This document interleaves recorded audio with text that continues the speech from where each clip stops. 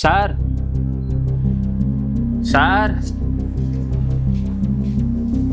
டேய் என்ன sir sir குப்பை தானே பொறுக்க வந்த, அதான் வெளில வச்சிருக்கோம்ல, எடுத்துட்டு போக வேண்டியதானே. சார் வேலை செஞ்சு ரொம்ப தாகமாக இருக்குது சார். குடிக்க தண்ணி இருந்தால் கொடுங்க சார்.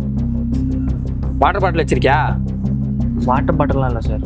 வாட்டர் பாட்டிலாக தானே என்கிட்டலாம் தண்ணி கிடைக்காது. இப்போ வேற யாராச்சும் வீட்டில் கேளு, அவங்க தருவாங்க.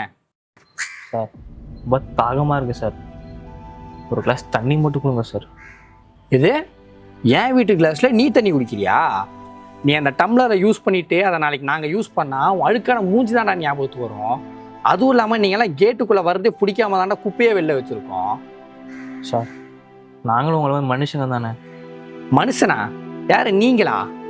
6 அறிவு இருக்கிற மனுஷன் எவனாச்சும் ரோட்டில் குப்பையை பொறுக்கிட்டு அடுத்து அவன் சாப்பிட்டு போட்டு எச்சியிலெல்லாம் எடுத்துகிட்டு இருப்பானா?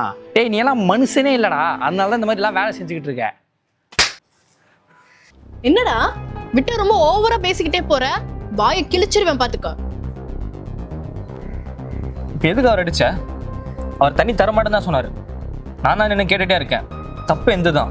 ஓ, இவன் தண்ணி தரமாட்டேன்னு வேற சொல்லுவானா? டேய் போடா, உள்ள போய் தண்ணி எடுத்துட்டு வாடா, இல்ல வீடு புகுந்து அடிப்பேன். நீ எதுக்கு இவ்வளோ கோவப்படுற? அவன் சொல்றதுலாம் உண்மை தானே. அறிவுக்கு எவனாச்சும் இந்த வேலையை பார்ப்பானா?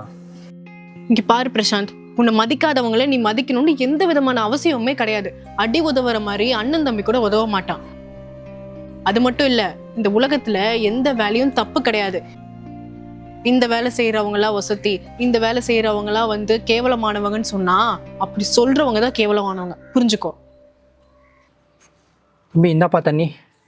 அவர் காலில் வந்து மன்னிப்பு கேளு. நான் எதுக்கு இவங்க காலில் விழுந்து மன்னிப்பு கேட்கணும்? நான் எப்படி பார்த்தா இவன் தான் உன் காலில் விழுந்து மன்னிப்பு கேட்கணும். அவர் அடிச்சல, அவர் அடிச்சு தப்பு தானே. அப்போ அவர் காலில் வந்து மன்னிப்பு கேளு. இல்லை நான் அந்த தண்ணியை வாங்கி குடிக்கவே மாட்டேன். வேணாங்க, நான் தாங்க தப்பு பண்ணேன். நான் தான் உங்கள் காலில் இருக்கணும்.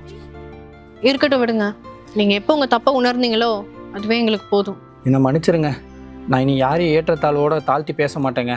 என் தப்பை நான் உணர்ந்துட்டேன். சரிங்க.